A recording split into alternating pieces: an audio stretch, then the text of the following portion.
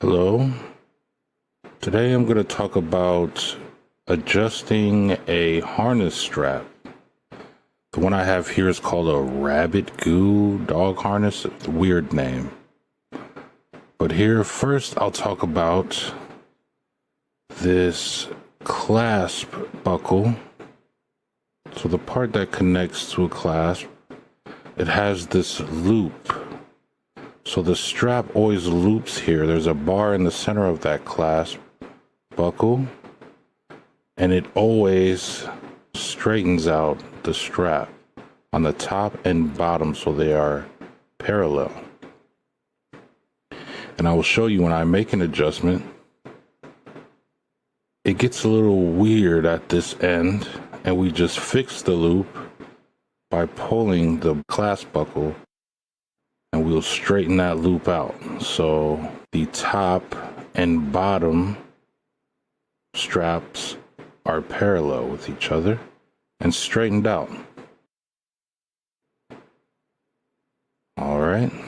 The other thing I wanted to talk about was the top and bottom of the strap. So on the sliding buckle, you have the top of the strap going through the top of the buckle, and then the bottom of the strap going through the bottom of the sliding buckle. Now, when it is at its shortest length, the top strap is mostly visible. At its longest length, the bottom strap is mostly visible. So here I'm going to start it off in the center. We'll focus on the top part of the strap for now. We push the top through the slide buckle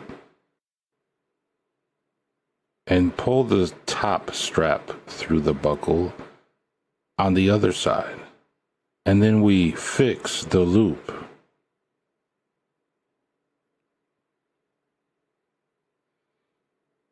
Now it is close to its longest length.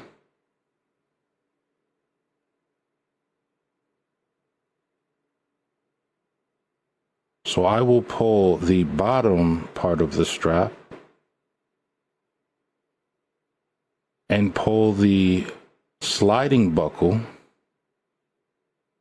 slide the strap and buckle away from each other. And now it is at its longest length.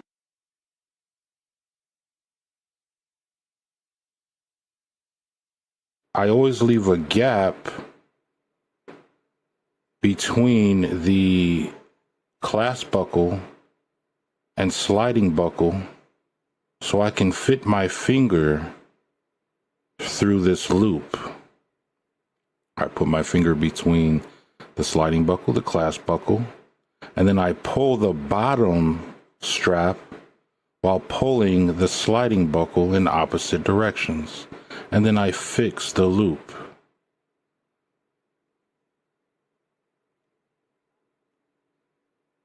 Now, to make it even shorter, I push the top strap and pull the top strap through the sliding buckle, and then fix the loop. Again, shorten it more.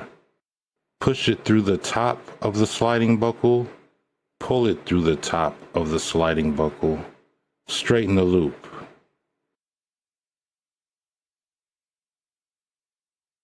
Another way to shorten it is to only pull the top.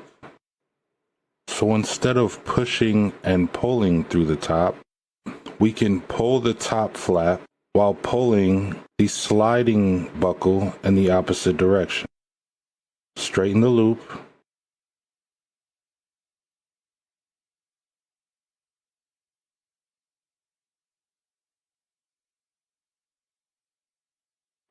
Now, to make it longer, we need to feed the top strap through so there's less of a flap.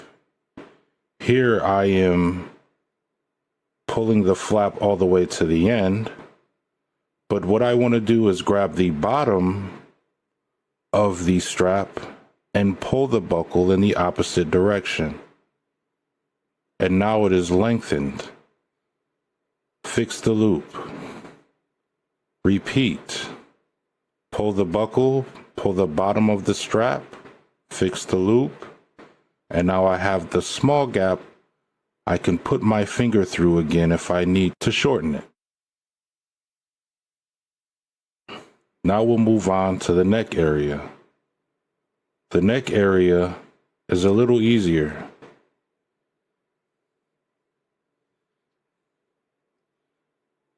With the neck area, we only have to pull the top strap and pull the buckle away from each other. The neck area also has a loop going around this bar. So every time we make an adjustment, we straighten the loop, pull the top of the strap and the buckle away from each other, and then straighten the loop around that bar that's hidden inside.